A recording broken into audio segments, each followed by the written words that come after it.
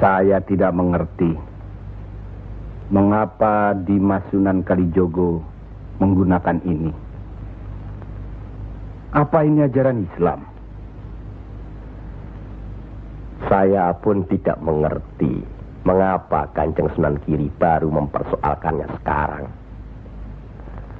Justru pada saat memperingati 100 hari wafatnya Kanjeng Sunan Ampel.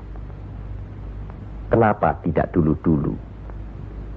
Ya, karena baru sekarang ini kita berkumpul tanpa ada orang lain di antara kita. Kenapa Dimas menggunakan kemenyan, bunga-bungaan, dan lain-lain ini? Bukankah Rasul menganjurkan agar kita selalu rapi, bersih, dan menggunakan wangi-wangian? Setiap sholat Jumat pun kita dianjurkan menggunakan wangi-wangian. Apakah sholat Jumat itu bukan ibadah? Tapi Sunan Kali membakarnya saat peringatan akan dimulai. Saat membaca doa. Sholat Jumat itu bukan hanya berdoa, tapi juga menghadap Allah. Dulu, kemenyan itu digunakan menyampaikan doa untuk nenek moyang lewat asapnya. Itu dulu. Tapi sekarang cukup dengan ini. Yang pasti, kemenyan itu tidak boleh. Adakah tertulis jelas nama kemenyan itu? Adakah penjelasan atau kejelasan mengenai jenis, bentuk, atau nama dari wangi-wangian itu?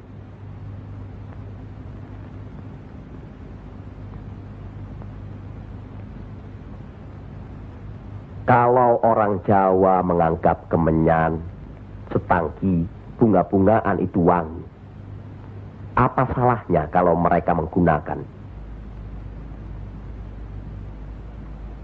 Tapi Sunan Kali kan bisa melarangnya. Untuk apa melarangnya?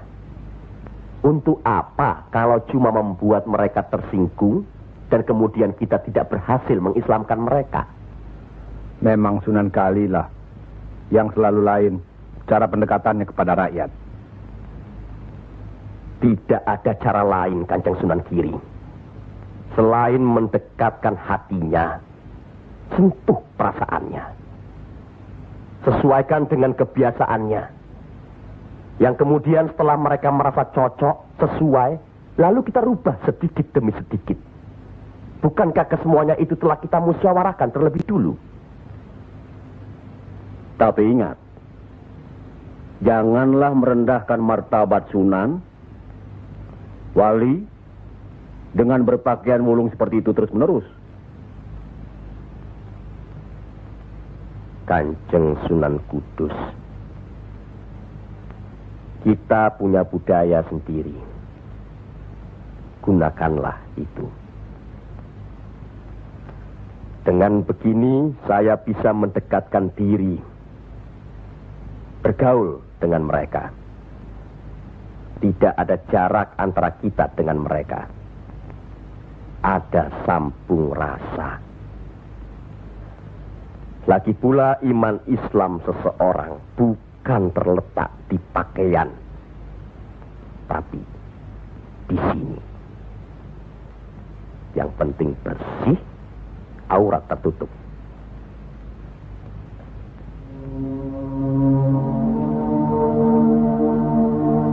Hari ini, setan-setan sedang bertengger di dada sedulur-sedulur. Lupa akan firman Allah. Kalau ada perselisihan di antara kita umat muslim, kembalilah pada Al-Quran. Kenapa sedulur-sedulur lupa? Kenapa?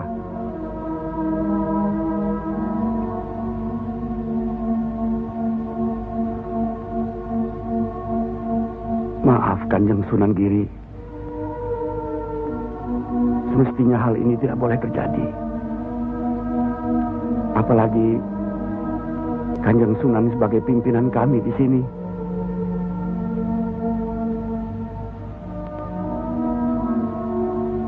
Kita harus ingat akan bahaya Islam yang berpusat di Pengging, yang perkembangannya begitu cepat, penyebarannya dan cara mengajarnya yang berbeda dengan kita. Apakah kita tidak merasa curiga sama sekali terhadap Syekh Siti Jenar alias Syekh Lemah Abang itu? Maaf, Kanjeng Sunan Bonang. Tidaklah baik berprasangka buruk terhadap orang. Itu pun termasuk dihinggapi setan. Astagfirullahaladzim. Soal Syekh Siti Jenar, saya telah menyaksikan anak buahnya berceramah. Anak buahnya bukan berarti Syekh Siti Jenar. Apakah Sunan Kali benarkan cara Syekh Siti Jenar yang musyrik itu? Bid'ah? Murtad? Wallahu alam. Saya belum pernah menyaksikan dengan mata kepala saya sendiri. Menurut Imam Ghazali, melihat lebih baik daripada mendengar. Saya rasa benar Kanjeng Sunan Bonang. Hari ini setan-setan sedang bertengger di dada kita. Maafkan saya, Kanjeng. Sama-sama, Kanjeng. Maafkan saya. Maafkan sama-sama. Maafkan. Maafkan saya, Sunan Bonang. Kanjeng Sunan Bonang. Sama-sama. Sunan Muria. Maafkan. Maafkan. Maafkan Kanjeng Sunan Kali. Alhamdulillah. Maafkan Kanjeng Sunan Kudus. Maafkan.